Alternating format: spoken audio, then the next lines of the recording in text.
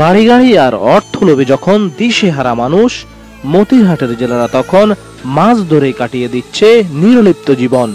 শুধুমাত্র দুবেলা দুমুঠো অন্যের জন্য দাদুন নিয়ে ইলিশের জালের মতো আটকে পড়ে তাদের জীবন।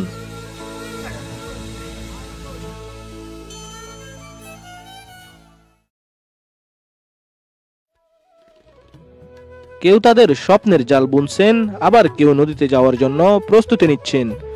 বাংলাদেশের জাতীয় মাছ ইলিশ, তবে এই ইলিশ এতদিন ঘাট বা হাট থেকে কিনে খেয়েছি। এই ইলিশ যতটা সহজে আমাদের পাতে উঠে, কিন্তু ধরা ততটা সহজ নয়। বিভিন্ন প্রতিকূলতার মাঝেও জীবনের ঝুঁকি নিয়ে এই ইলিশ ঘাটে আনে জেলেরা। একটি মাছ ধরা নৌকা ভাড়া করে মতিরহাট তীর থেকে ছুটে চলেছি মাঝ নদীতে। কনকনে ঠান্ডা বৈরী আবহাওয়াতে চারদিক যেন দবদবে সাদা হয়ে আছে। দেখতে দেখতে চলে আসলাম মাঝ নদীতে। নদীতে জেলেদের কর্মযজ্ঞ চলছে সমান তালে। বর্তমানে শীতকাল হওয়ায় নদী এখন বেশ শান্ত।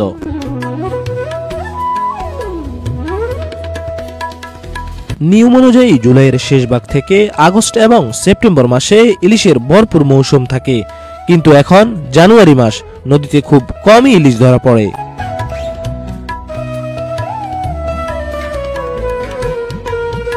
তবে নদীতে মাছ কম বা বেশি ধরা পড়ুক, যত বৈরী আবহাওয়া থাকুক, জেলেদেরকে যে নদীতে নামতেই হবে।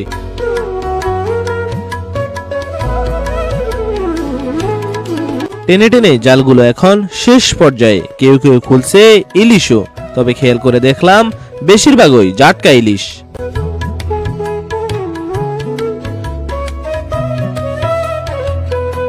নদীতে এমন জ্যান্ত ইলিশ খোলার দৃশ্য অন্যরকম, তাই তো এক বিন্দু চোখ সরায়নি এখান থেকে। জালে আটকে পড়া মাছগুলো এভাবেই খুলে খুলে নৌকায় রাখছেন জেলেরা।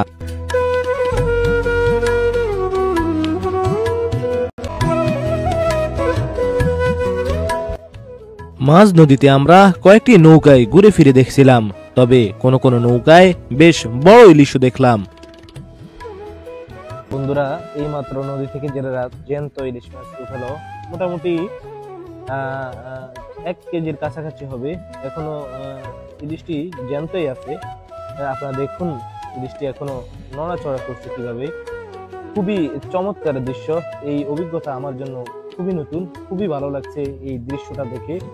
যদিও এই মেঘনা নদীর ইলিশ অনেক সুস্বাদু, এই মাছটা অনেক সুস্বাদু হবে।